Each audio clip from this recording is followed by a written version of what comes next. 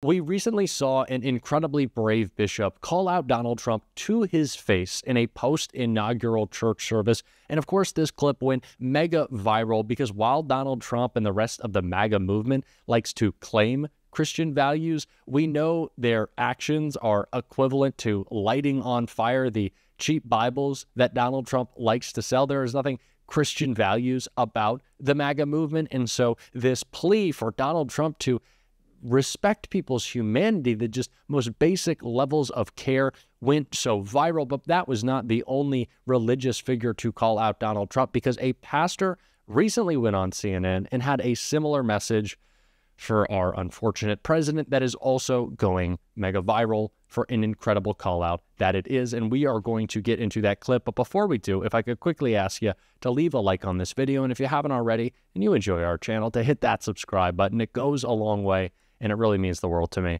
Now let's get into this clip. So first up this morning for President Trump on his first full day back in the White House, attending the national prayer service at the Washington National Cathedral. Attending the service just after inauguration is a tradition dating back to 1933. The National Cathedral says this interfaith service will be a place to gather, to seek healing, unity, and wisdom in the months to come. And you can be sure we all could use more of that. Joining us right now is Father Edward Beck, the campus minister at Manhattan University, a longtime friend. Thank you so much for being here. Great being here. We were just talking. There was a lot of prayer yesterday throughout all of the events. How will it be different today from what we heard in all of the prayer that we heard yesterday? Well, in my opinion, a lot of the prayer yesterday was kind of partisan screed, and it wasn't prayer at all. It was histrionic performance, with the exception of Cardinal Dolan, who I thought began very well and also graciously mentioned President Biden. I think the others just were all about lifting up what President Trump has done, will do, and telling God what to do. And I didn't think it was prayer at all. And I think what we're going to see today, as you mentioned, will be very different at the National Cathedral. And what do you, different in how? In tone, in tenor, in message? Well, I've read through the prayers. It's an interfaith service, so all faiths are going to be represented. Interestingly, though, there's not a Roman Catholic representative, which I found. Does that mean something? What do you think? I don't know, other than the current Archbishop, Cardinal Wilton Gregory, has not been in accord with Donald Trump on many issues. We know the incoming Cardinal Archbishop, Robert McElroy, has spoken vociferously against many Trump policies, especially immigration. It's just interesting to me that they weren't there yesterday and they're not there today. They're the Roman Catholic leaders of the Archdiocese of Washington. Having said that, the prayers today, which I have read through, are about caring for refugees. They're about breaking down walls. They're having compassion for people. There's a rabbi who's going to read the segment from Deuteronomy that says, "You, Israel, were strangers in a foreign land. So you must now welcome strangers as God has welcomed you and as you have been welcomed." I wonder how President Trump and some of the administration sitting, listening to those prayers and those readings will feel when they seem in direct opposition to some of his policies. That will be very interesting to see this morning, and we'll all see it together. I believe it begins at around 11 o'clock this morning. President Trump talked about God yesterday during his inaugural address, about God saving him. I want to play that for you and for everyone. Listen to this, please. Just a few months ago in a beautiful Pennsylvania field, an assassin's bullet ripped through my ear.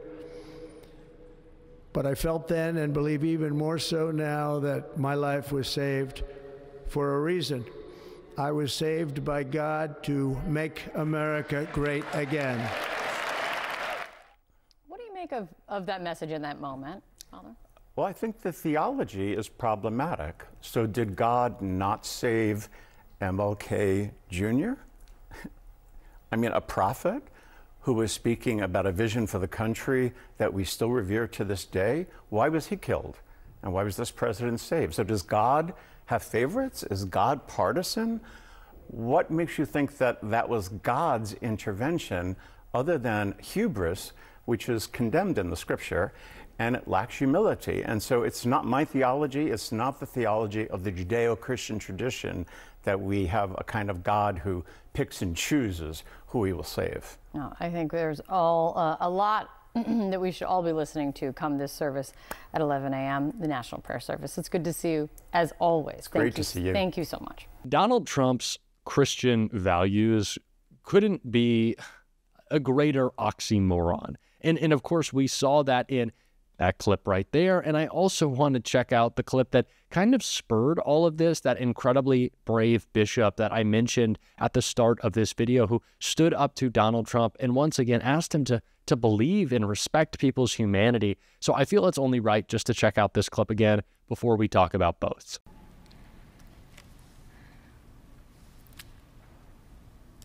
Let me make one final plea, Mr. President. Millions have put their trust in you. And as you told the nation yesterday, you have felt the providential hand of a loving God. In the name of our God, I ask you to have mercy upon the people in our country who are scared now. There are gay, lesbian, and transgender children in Democratic, Republican, and independent families, some who fear for their lives.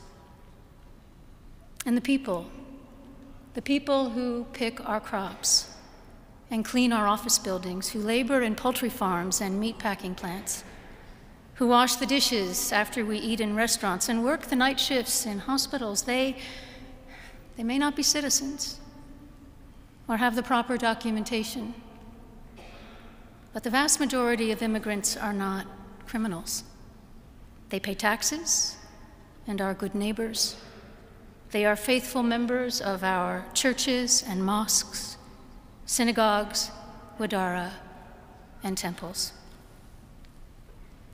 I ask you to have mercy, Mr. President, on those in our communities whose children fear that their parents will be taken away, and that you help those who are fleeing war zones and persecution in their own lands to find compassion and welcome here.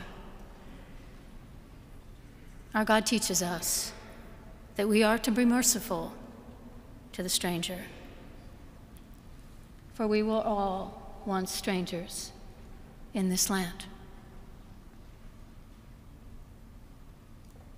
May God grant us the strength and courage to honor the dignity of every human being, to speak the truth to one another in love, and walk humbly with each other and our God for the good of all people in this nation and the world. Amen.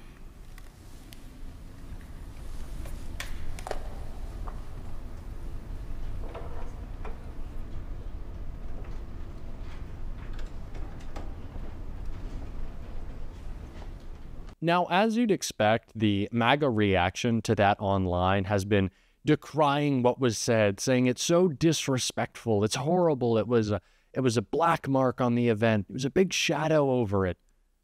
Why? Because Donald Trump was called to respect people, to care about people, to think about people other than himself, to think about people as people, not enemies, not something to be feared. That's so horrible to say, to think, to want. That is what MAGA is about. That is their values. They are certainly not Christian values. All the values that they claim to espouse aren't actually, of course, true. We can see that in one of their favorite slogans, "Back the Blue," which couldn't be farther from the truth after Donald Trump's first 24 hours in office, because what was at the top of his priority list? Pardons for January 6th insurrectionists who beat cops to inches of their lives and who are now threatening them again on the streets. Violent criminals who Donald Trump set free to once again attack the blue, not really back the blue. And Elizabeth Warren had something I want to see said on that topic right here. Let me ask you about what you think of these pardons and commutations of the January 6th. Well, it attacks the very foundation of our democracy because it tries to whitewash what was clearly an insurrection. People died from that. Property was destroyed. People were injured. Police officers trying to defend the democratic process died. And the idea that now Donald Trump and his Republican friends are just coming in and trying to whitewash the whole thing and pretend not only did it never happen, it was nothing but a picnic. And that's just not going to work. He seems to have a lot of new friends, too, who appeared today. I'm wondering what you made of what you think the message President Trump was trying to send by having, you know, Tim Cook, Jeff Bezos, obviously Elon Musk, you know, all the others, Zuckerberg, front and center in the rotunda, right next to, across the aisle from former presidents, and what message it actually sends to you. So I think there was a double message. I think one message is pay to play. You know, you want to be Donald Trump's friend? Write a check, buy some Bitcoin, whatever. But I think the second message is really who this government is going to work for.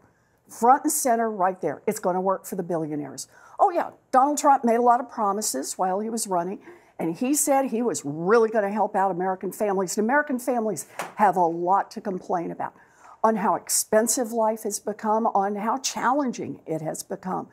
But he gave that whole speech today. And boy, he wanted to talk about renaming the Gulf of Mexico. He wanted to talk about taking back the Panama Canal.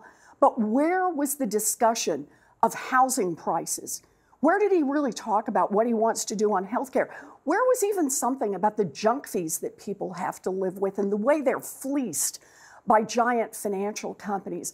None of that. So flood the zone with everything else, but the very heart of what the American voter told us they wanted, and that is someone who would fight for them and fight for their economic security, just wasn't there. You cannot be a MAGA Republican with shame, a conscience, an inability to lie. It's what they do.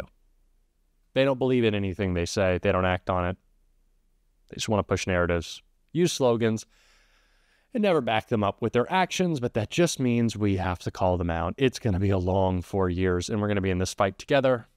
So thankfully, we have each other. And if you want to support the work that we're doing, and boy, is it draining every single day on this show. As always, you can hit that subscribe button. You can leave a like on this video, and if you stuck around to the end, you can drop a blue heart in the comments. And until next time, I'll see you soon.